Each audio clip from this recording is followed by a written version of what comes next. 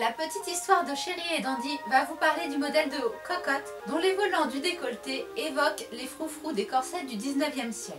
J'ai choisi de nommer ce modèle Cocotte en hommage aux courtisanes du Second Empire, également appelées les grandes horizontales en raison de leurs activités.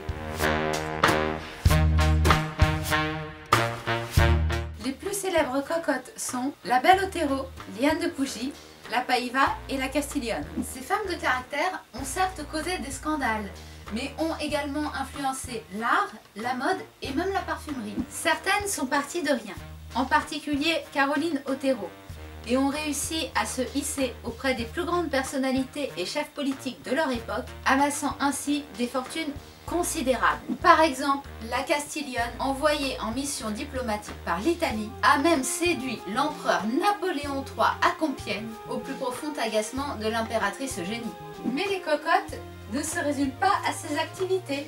Elles ont aussi souvent un talent artistique et montent volontiers sur scène. Ou alors, elles deviennent mécènes en faisant construire de fastueuses demeures. Elles sont également les reines de la communication.